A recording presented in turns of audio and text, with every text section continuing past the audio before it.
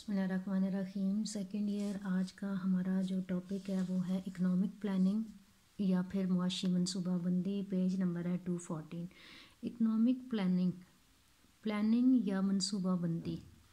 Planning کا مطلب ہے پلان کرنا کہ ہم نے کس طرح سے چلنا ہے، کن طریقوں پہ عمل کرنا ہے، کیا کیا کرنا ہے، ہماری ترجیحات کیا ہیں، ساری پلاننگ کرنا اپنی معیشت کو سامنے رکھتے ہوئے اسے کہا جاتا ہے اکنامک پلاننگ۔ اکنامک پلاننگ یا معاشی منصوبہ بندی میں ایک سینٹرل اتھارٹی ہوتی ہے۔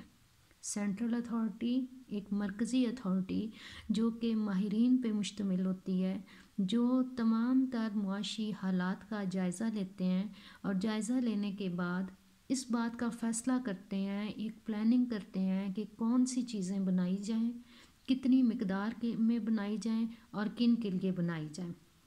اس کے علاوہ جو آپ لوگوں کی بک میں اس کی ڈیفینیشن معاشی منصوبہ بندی کی دی گئی ہے پروفیسر لیوس لارون کی، یہ ڈیفینیشن آپ لوگوں نے تیار کرنی ہے۔ لیوس لارون کے مطابق معاشی منصوبہ بندی سے مراد معاشی تنظیم کی ایک ایسی تدبیر ہے جس میں مختلف کارخانوں، کاروباری تنظیموں اور صنعتوں کو کسی ایک واحد نظام کی معاون باہم اکائیاں تصور کیا جاتا ہے تاکہ ایک معینہ مدت میں تمام موجودہ ذرائع اور وسائل سے استفادہ کر کے لوگوں کی ضروریات کو بدرجہ احسن پورا کیا جائے۔ معاشی منصوبہ بندی ایک تدبیر ہے جس میں جتنے بھی ہمارے کارخانے ہیں، ہماری کاروباری تنظیمیں ہیں، ہمارے جتنی بھی صنعتیں ہیں، ان کو ہم تصور کر لیتے ہیں کہ یہ ایک ہی نظام کی اکائیاں ہیں، تاکہ اور یہ جو معاشی منصوبہ بندی ہوتی ہے یہ ایک معینہ مدت کے لیے ہوتی ہے کہ اتنے ٹائم پیریڈ کے اندر اس معاشی نظام کی جتنی اکائیاں ہیں ان سے ہم بھرپور استفادہ حاصل کرنا ہے اور لوگوں کی ضروریات کو پورا کرنا ہے۔ اب جو پاکستان میں جو اکنامک پلاننگ کی نیڈ آف اکنامک پلاننگ ان پاکستان میں معاشی منصوبہ بندی کی جو ضرورت ہے اس میں سب سے پہلا جو پوائنٹ ہے وہ آ جاتا ہے ویکنیسز آف پرائیویٹ سیکٹر کی کمزوریاں۔ پاکستان کو ہم لوگ کہتے ہیں کہ یہ لوور ڈیولپڈ کنٹری ہے، ترقی پذیر ملک ہے۔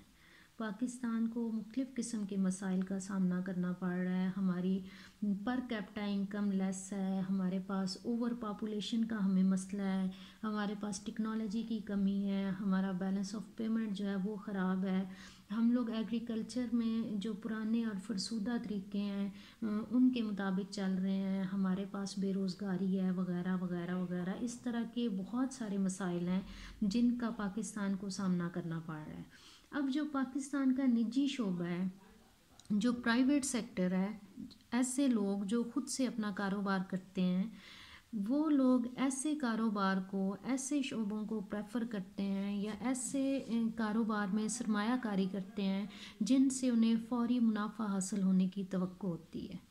جو پرائیویٹ انویسٹرز ہیں وہ اپنے ذاتی فائدے کو مد نظر رکھتے ہیں، وہ ملکی فائدے کو یا اجتماعی فائدے کو یا معاشرتی فائدے کو ملحوظ خاطر نہیں رکھتے، ان کے سامنے بس اپنا منافع کمانا ایک مقصد ہوتا ہے۔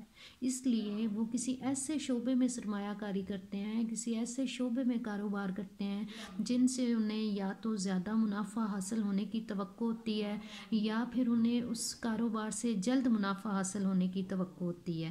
وہ اس چیز کی پرواہ نہیں کرتے کہ اس کاروبار سے، اس انویسٹمنٹ سے ان کو خود کو تو فائدہ ہوگا لیکن ملکی نقطہ نگاہ سے یہ چیز ہمارے لیے فائدہ مند نہیں ہوگی، لہٰذا ہم نے اس طرح کی اکنامک پلاننگ کرنی ہے جس میں ہم لوگ اس چیز کو طے کر لیں کہ فلاں جو سیکٹرز ہیں وہاں پہ زیادہ انویسٹمنٹ کی ضرورت ہے، فلاں پہ کم انویسٹمنٹ کی ضرورت ہے، اور فلاں جو شعبے ہیں وہاں پہ انویسٹ کیا جائے گا اور فلاں شعبوں میں انویسٹ نہیں کیا جائے گا۔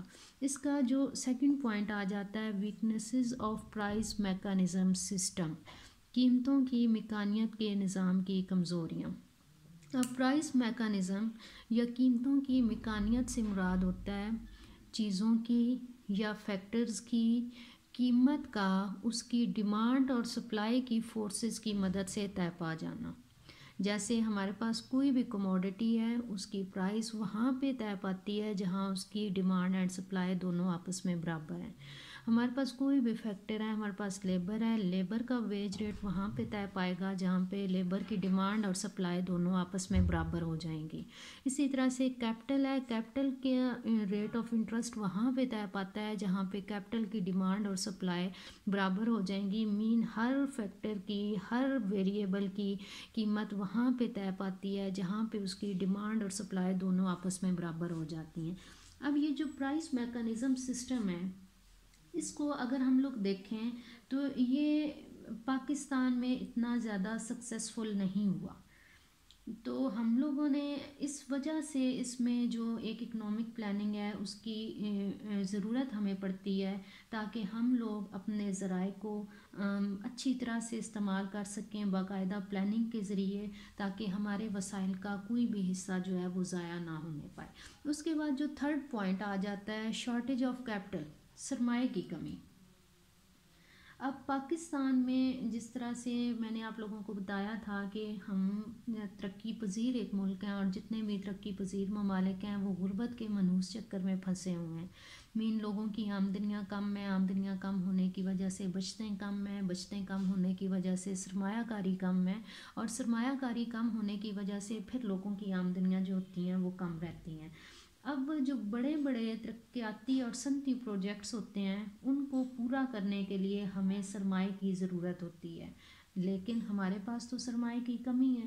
پھر ہم نے کیا کرنا ہے، ہم نے اکنامک پلاننگ سے ہیلپ لینی ہے. ہم نے اس طرح کی اکنامک پلاننگ کرنی ہے کہ ہم لوگوں کو زیادہ سے زیادہ روپیہ پس انداز کرنے کی ترغیب دیں. ہم کفایت شعاری مہم چلائیں، مختلف قسم کی ہم لوگ پروگرامز لے کے آئیں جس کے ذریعے ہم لوگوں میں زیادہ بچتیں کرنے کا شعور پیدا کریں اور بچتیں کر کے اس سے کاروبار کرنے اور سرمایہ کاری کرنے کے مواقع فراہم کریں. اس کے بعد جو اس کا فورتھ پوائنٹ آ جاتا ہے ایکول ڈسٹریبیوشن آف ویلتھ، منصفانہ تقسیم دولت. ہم اکنامک پلاننگ کے through equal distribution of wealth کر سکتے ہیں. جیسا کہ آپ لوگ جانتے ہیں کہ پاکستان میں ان ایکول ڈسٹریبیوشن آف ویلتھ ہے، دولت کی غیر مساویانہ تقسیم ہے. امیر تر ہوتا چلا جا رہا ہے، غریب تر ہوتا چلا جا رہا ہے. غریبوں کے دلوں میں امیروں کے خلاف نفرت پیدا ہوتی چلی جا رہی ہے، دیگر معاشرتی اور معاشی خرابیاں پیدا ہو رہی ہیں. ہم نے اکنامک پلاننگ سے ہیلپ لینی ہے، اس طرح کی اکنامک پلاننگ کرنی ہے، اس طرح کی منصوبہ بندی کرنی ہے کہ ہم دولت کی تقسیم کو مساویانہ بنا سکیں. اس کے بعد ففتھ پوائنٹ آ جاتا ہے کنٹرول آن لگژریس کنزمپشن، تعیشانہ مصرف پر کنٹرول.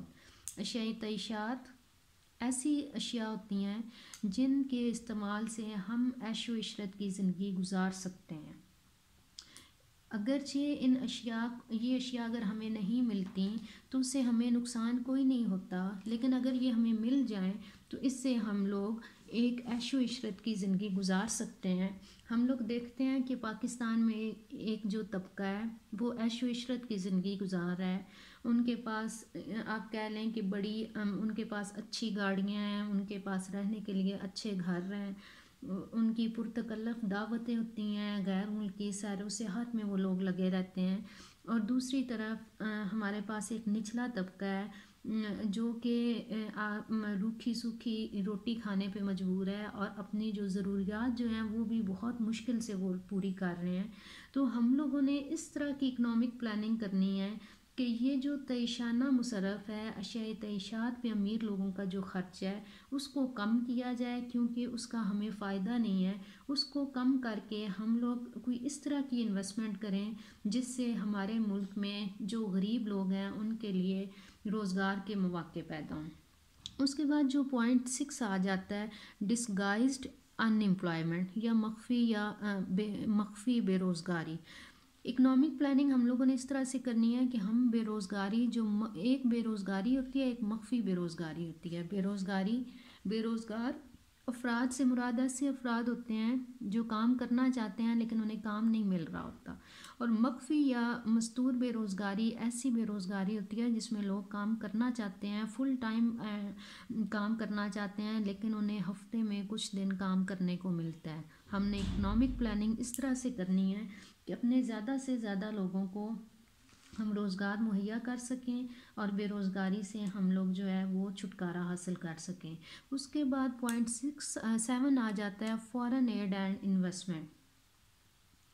ہمیں جو ہمارے ڈیولپمنٹل پروجیکٹس ہیں، جو ہمارے ترقیاتی منصوبے ہیں، ان کو پورا کرنے کے لیے ہمیں سرمائے کی ضرورت ہوتی ہے، لیکن ہمارے پاس اپنی بچتیں اتنی نہیں ہوتی یا ٹیکس لگا کے حکومت کو اتنی انکم حاصل نہیں ہوتی کہ ہم لوگ اس سے ڈیولپمنٹل جو ہمارے پروجیکٹس ہیں ان کو کمپلیٹ کر سکیں۔